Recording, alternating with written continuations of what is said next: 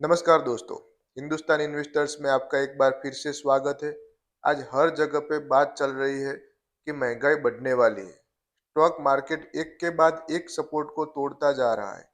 इसके लिए कौन है जिम्मेदार? क्या मार्केट में अब अच्छी शुरुआत होगी कि अभी और भी नीचे जाएगा? तो पहले तो आप अपने दिमाग में एक बात फिट कर लीजिए कि लोगों की मानसिकता ही मार्केट को चलाती है।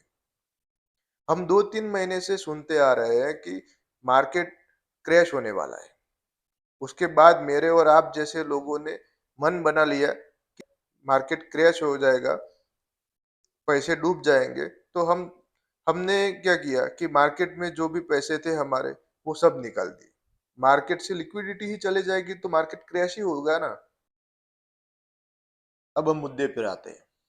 इंडिया में बैंक के ब्याज बढ़े हैं क्योंकि सबका मानना है कि मंदी आने वाली है, जो कि यूएस और जर्मनी जैसे देशों ने वैश्विक मंदी घोषित की है।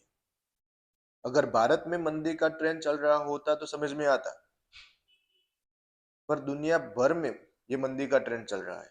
इसका कारण है केंद्रीय बैंकों ने बढ़ाए हुए ब्याज दर। उनका एक सेंट्रल बैंक होता है जो पूरे देश में ब्याज के दरों को तय करता है। जैसे कि इंडिया की ब्याज दर आरबीआई तय करती है। अगर ब्याज दर बढ़ जाते हैं तो लोन की ईएमआई भी बढ़ जाती है। पिछले महीने आरबीआई ने ब्याज दर 4% से बढ़ाकर 4.90% कर दिया है। अकेले हमारे देश की बात नहीं है, पूरी दुनिया में 50 से भी ज्यादा देशों ने अपने ब्याज दर बढ़ाए हैं। अब हम इन्फ्लेशन को समझते हैं। इन्फ्लेशन मतलब महंगाई। अब ये समझते हैं कि बैंक ब्याज दर बढ़ाती क्यों। अगर आरबीआई बैंक को ज्यादा ब्याज पे लोन देगी तो आपकी बैंक आपसे भी ज्यादा ही ब्याज लेगी। अब सोचिए कि महंगाई कम करने के लिए ब्याज दरें और लोन ईएमआई घटानी चाहिए ताकि लोगों के पास पैसे बच जाए।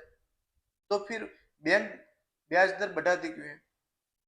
तो इसका कारण यह है कि अगर ब्याज दर कम होगा तो लोगों के पास पैसे ज्यादा बचेंगे और बचत ज्यादा होगी, तो लोग सामान ज्यादा खरीदेंगे। तो सामान में डिमांड ज्यादा होगी, सप्लाई होगी नहीं, या तो सप्लाई उतनी ही रह जाएगी। और याद रखिए, सप्लाई और डिमांड में अंतर बढ़ता है, या तो फिर सप्लाई से डिमांड बढ़ जाती है तो महंगाई बढ़ जाएगी।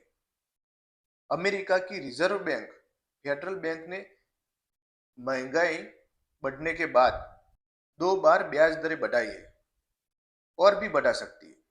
इसका सीधा उत्तर यह है कि ब्याज दर बढ़ती जाएगी, लोग सेविंग नहीं कर पाएंगे, इसके कारण शेयर मार्केट में इन्वेस्ट भी नहीं कर पाएंगे, मार्केट से लिक्विडिटी खत्म हो जाएगी। अगर ऐसा होता है तो मार्केट गिर सकता है। इंडियन सेंसेक्स 10% से ज्यादा गिरा है, निफ्टी 9.5% से ज्यादा गिरी है। अगर स्टॉक मार्केट 20% से ज्यादा गिर जाता है तो बियर टेरिटरी की स्थिति में चला जाता है। लोग घबरा जाते हैं, पैनिक की स्थिति उत्पन्न होती है। पिछले 77 वर्षों में अमेरिका स्टॉक मार्केट ने 14 बार बियर टेरिटरी में प्रवेश किया है। इस बार उनकी एसएनपी पिछले 6 महीनों में 22% से ज्यादा गिरी और नस्डैक पिछले 8 महीनों में 32% से ज्यादा गिरा है। इस साल हमें लगा कि मार्केट में पोजीशन अच्छी रहेगी क्योंकि पिछले 2 सालों में कोरोना ने हालत खराब कर दी।